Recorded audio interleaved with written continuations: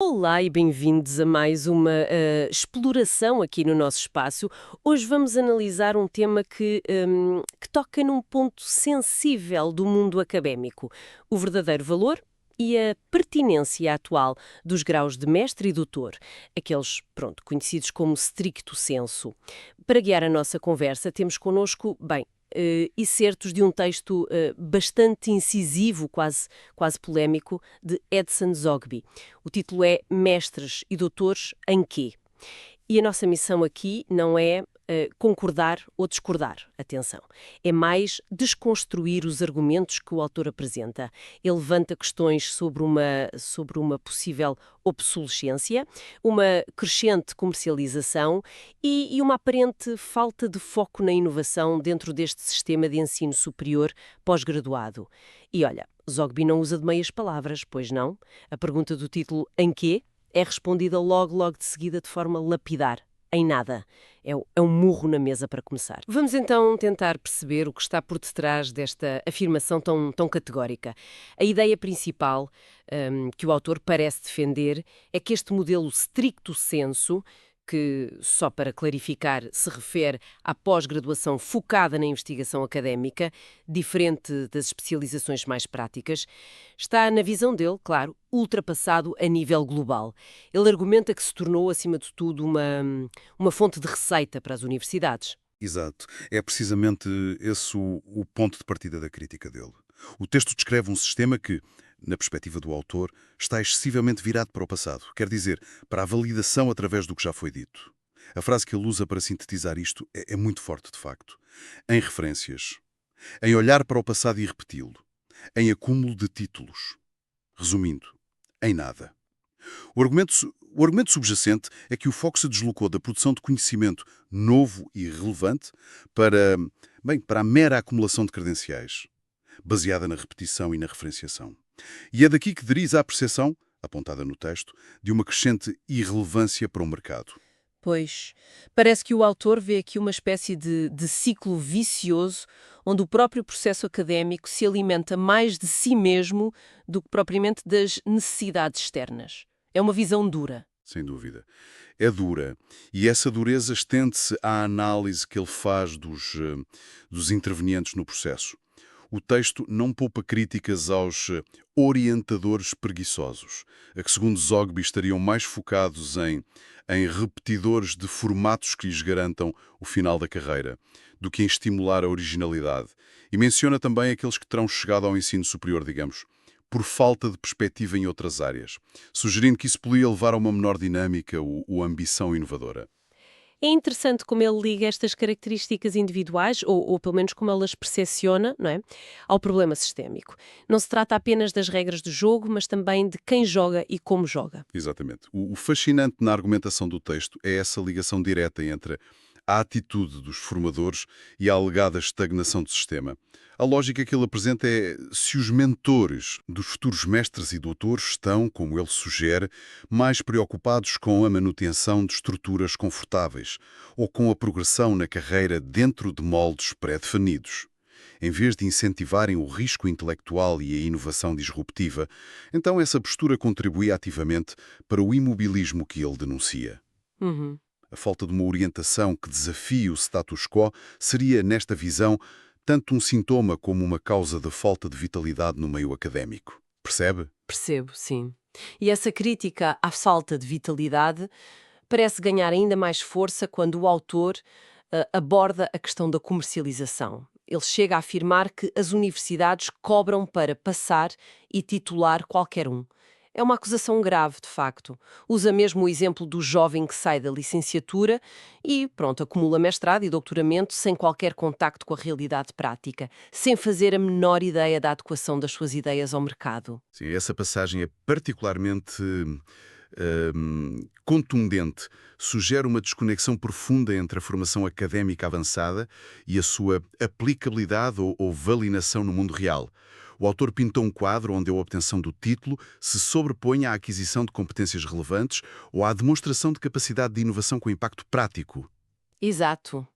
A ideia de que alguém pode ser titulado sem ter essa noção de adequação ao mercado é central na crítica que ele faz à lógica que ele percepciona como puramente comercial. E, curiosamente, ele não restringe esta crítica aos graus stricto sensu, estende-a também aos MBAs, não é? Aos Master of Business Administration, que, em teoria, deveriam estar muito mais ligados ao mundo empresarial. O texto menciona que estes programas sofrem do mesmo mal, apresentando matérias com conteúdos de 2 décadas atrás, totalmente inúteis e ultrapassadas. A expressão que ele usa aqui também não deixa margem para dúvidas. Pagou, passou, ou pior, titulou. É forte. É verdade. Ao incluir os MBAs, o autor parece querer reforçar a ideia de que o problema não é exclusivo da investigação académica pura, mas que esta alegada desconexão e desatualização também afeta programas com uma vocação supostamente mais profissionalizante. Isso amplia o alcance da crítica, sugerindo um problema mais transversal no ensino superior pós-graduado. As implicações desta visão, se a aceitarmos, são vastas. Apontam para um fosso considerável entre as qualificações que a academia confere e as competências que o mercado de trabalho e a sociedade contemporânea efetivamente necessitam. Pois, o que me deixa a pensar é, se a situação é tão problemática como o texto a descreve, ele até diz, os professores sabem disso, os alunos reclamam, por que é que as coisas não mudam? O que é que, na visão do autor, claro, perpetua este estado de coisas? Zogby sugere uma combinação de fatores. Poderíamos inferir que ele aponta para interesses institucionais, as universidades como negócio, como ele referiu antes. Um certo comodismo por parte dos intervenientes, que preferem manter os formatos existentes, e talvez uma falha estrutural na forma como o mérito académico é avaliado, que pode estar demasiado desligada do impacto real ou da inovação prática.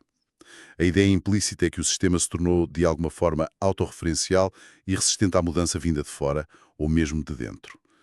E isto leva-nos diretamente ao cerne da questão que parece preocupar mais o autor, a dificuldade em inovar dentro deste sistema.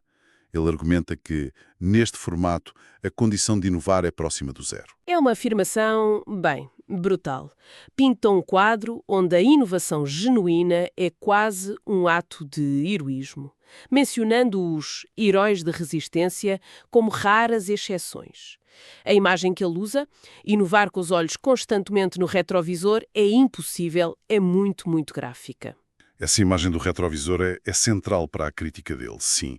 A argumentação é que o foco excessivo na validação pelo passado, na construção sobre o que já foi estabelecido e exaustivamente referenciado, cria um ambiente pouco propício à ruptura, à criação do verdadeiramente novo. A crítica ao peso das referências bibliográficas é desenvolvida nesse sentido. Sim, ele descreve esse processo de referenciação de uma forma quase satírica. Segundo diz, tal como prova, ainda como relata. Chega a comparar os alunos a papagaios repetidores das ideias dos outros. É uma linguagem forte, claro, mas percebe-se a intenção de mostrar como, na visão dele, este mecanismo pode abafar a originalidade. Exatamente. A intenção parece ser a de ilustrar como a obrigação de ancorar tudo em fontes pré-existentes, levada ao extremo, pode desencorajar o pensamento independente e a formulação de ideias genuinamente novas. O autor contrapõe esta acomodação académica, como ele lhe chama, à história da própria evolução científica, que, argumenta ele, muitas vezes avançou precisamente por desafiar o conhecimento estabelecido. Por rupturas e não apenas por acumulação incremental. E ele liga diretamente esta dificuldade em inovar na academia às necessidades prementes do mercado, certo? Sim. Essa ligação é explícita. O texto contrasta o que descreve como um excesso de respeito e de comodismo que preserva o status quo académico, com a realidade das empresas, que imploram por inovação para sobreviverem e competirem num cenário globalizado. O descompasso, na visão de Zogby, é flagrante. Pois é. De um lado, um sistema que ele vê como incentivador da repetição, do outro, um mundo económico que exige constante novidade e adaptação. A academia, nesta perspectiva, estaria a falhar na sua missão de ser um motor de inovação para a sociedade. E para reforçar este ponto, ele chega a afirmar que muitas das inovações de grande impacto global nas últimas décadas vieram de pessoas que abandonaram a universidade. Cita casos e casos, embora sem os detalhar aqui nos excertos que temos. É um argumento provocador que certamente gera debate. Sem dúvida. É um argumento que desafia a narrativa convencional do papel da universidade como principal incubadora de inovação. Mas é importante notar que o próprio texto reconhece a existência de exceções. Claro que há, em tudo há. Mas utiliza-as de forma retórica para reforçar a ideia de que a regra geral precisa de ser alterada. Uhum. A frase "as exceções confirmam a regra e a regra tem que mudar" encapsula bem essa linha de raciocínio. Ou seja, o sucesso fora da academia ou apesar dela seria mais um sintoma do problema do que uma invalidação da crítica, entende? Entendo, sim. Então, se a regra tem de mudar, qual é a proposta de mudança que emerge do texto? O que é que ele sugere que os mestrados e doutoramentos deveriam ser, afinal? Bem, a direção apontada é clara. Um redirecionamento do foco. Em vez de primazia das bibliografias e referências, o texto defende que estes graus se deveriam concentrar no novo, aquilo que ultrapassa o estabelecido. A ênfase deveria deslocar-se de demonstração de conhecimento do passado para a capacidade de criar conhecimento para o futuro. O valor estaria na originalidade, na potencial disrupção, na capacidade de resolver problemas complexos de formas inéditas e não tanto na habilidade de sintetizar e repetir o que outros já disseram. Mas a responsabilidade desta mudança não recai apenas sobre a academia, pelo que percebi do texto. O autor também aponta o dedo às empresas. Correto? Correto, correto. O texto fala no outro lado da moeda, argumentando que as empresas também precisam de mudar a sua postura. Há um apelo para que o setor empresarial aprenda a investir em pesquisa e desenvolvimento I+D de verdade. E o de verdade aqui é importante. O autor critica abordagens que considera superficiais, tipo programas de estágio ou trainee, que são pura enganação, conversa fiada. Essa expressão. Sim, a exigência por um investimento sério e estratégico em I+D, que implica abrir mão das suas margens em prol da inovação a longo prazo. Portanto, a visão dele parece ser a de uma corresponsabilidade. A academia precisa de se reformar para fomentar a inovação real e as empresas precisam de investir a sério nessa inovação, criando uma procura genuína por aquilo que a academia, reformada, poderia oferecer. É isso. Exatamente. A solução que o texto parece advogar não é de todo unilateral. Implica uma transformação em ambas as esferas. E a conclusão do texto é bastante pragmática quanto à forma como essa mudança deveria ocorrer. Fala num processo cirúrgico que sugere uma intervenção precisa e profunda, não remendos superficiais. E esse processo deveria envolver gente competente de ambos os lados académico e empresarial a trabalhar em conjunto. E termina com um tom de urgência, quase um ultimato. Sem rodeios. Ou isso muda, ou não se vai a lugar algum. Fica clara a ideia de que, na visão do autor, a inação não é de facto uma opção viável. Sim, a mensagem final é inequívoca, é uma chamada à ação, um alerta contra a complacência e a estagnação. Independentemente de se concordar ou não com a totalidade do diagnóstico, A força da linguagem e a clareza da posição de Zogby servem, no mínimo, para provocar uma reflexão necessária sobre o propósito e a eficácia do sistema atual de pós-graduação. Sem dúvida. Recapitulando então, muito brevemente, os traços gerais desta análise crítica de Edson Zogby.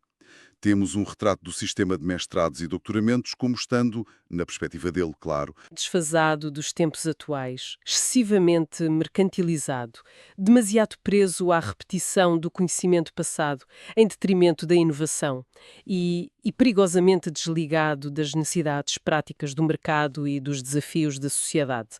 É uma visão contundente, sem dúvida. é uma visão que abala pilares estabelecidos, de facto, e obriga-nos a pensar.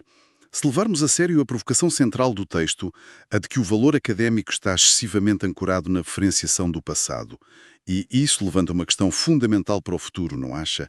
Como poderiam as instituições académicas, sem sacrificar o rigor e a profundidade, claro, criar mecanismos que não só permitam, mas que ativamente fomentem, validem e celebrem o conhecimento orientado para o futuro?